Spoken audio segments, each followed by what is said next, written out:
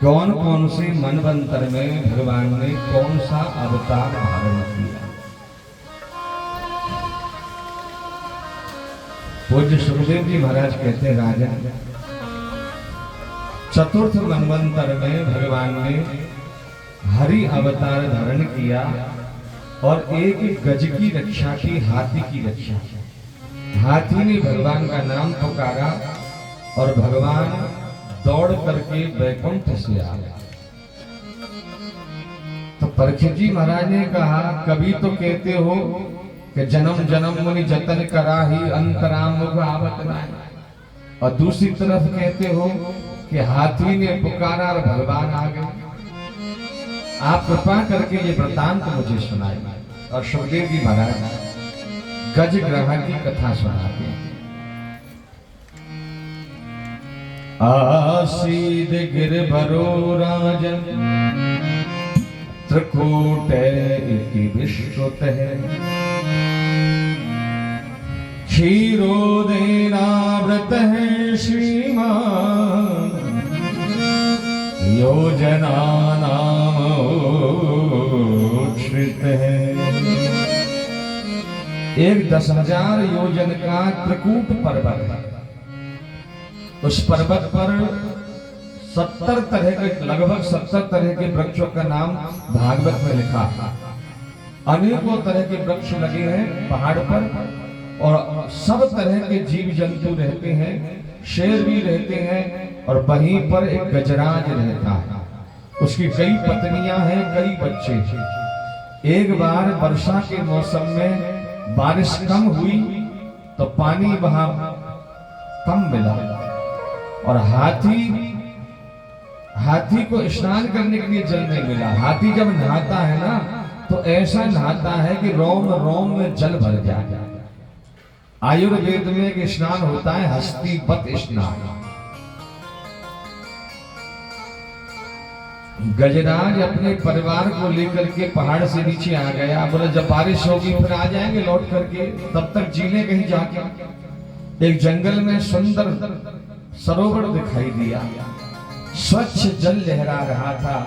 स्नान किए हुए बहुत दिन हो गए और गजराज अपने परिवार को लेकर के जल में प्रवेश कर गए। हाथी ने अपनी सूंड में जल भरा, फुर्र से हथनियों के ऊपर डाल दी। हथनियों ने अपनी सूंड में जल भरा, हाथी के ऊपर डाला। हाथी ने हथनियों की सूंड में सूंड फंसाई और घसीट कर ले गई। कभी हाथी घसीटे, कभी हथनियां घसीटे। सरोवर में जल क्रीड़ा होने लगी। उस सरोवर में एक मगरमच्छ रहता था, ग्राह रहता था।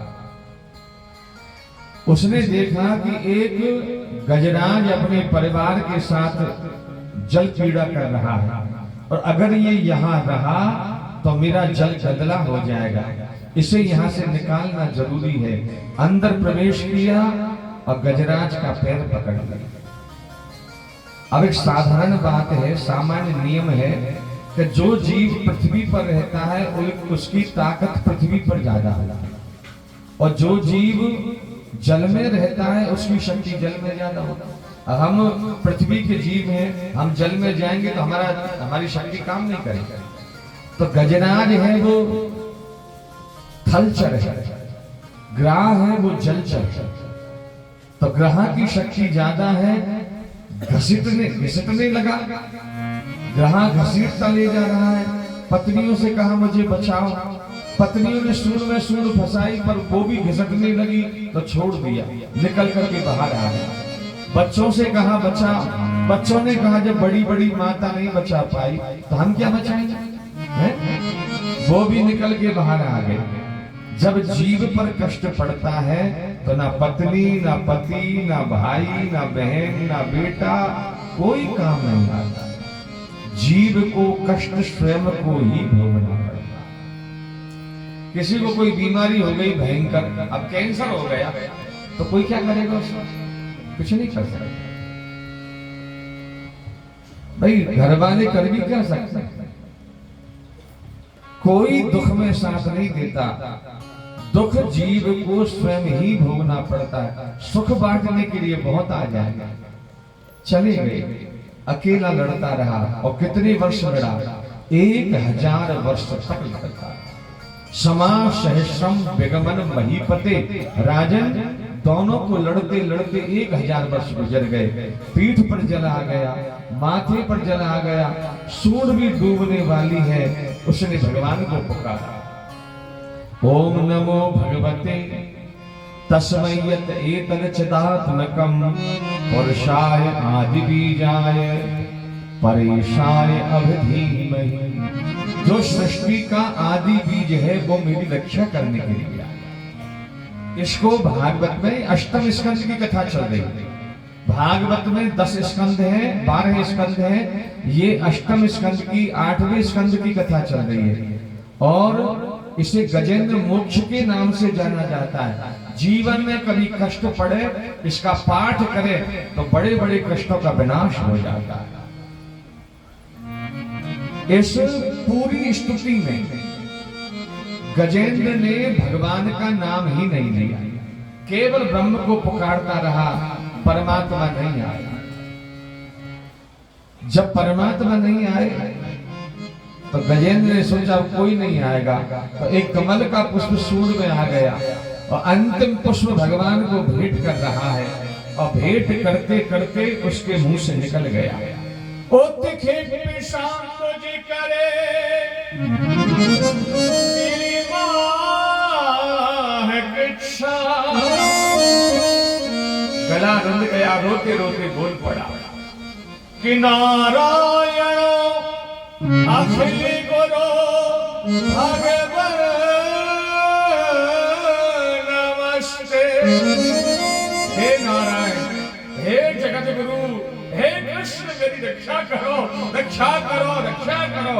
और जैसे ही भगवान का नाम लिया, ठाकुर जी वैकुंठ में बैठे थे और भागे तो लक्ष्मी ने हाथ पकड़ लिया। कहां जा रहे हो? हाथ पकड़ कमला कहे कहां जात ब्रजराज। हे ब्रजराज कहां जा रहे हो? तो भगवान ने कहा हाथी। भगवान क्या बोले? हाथी।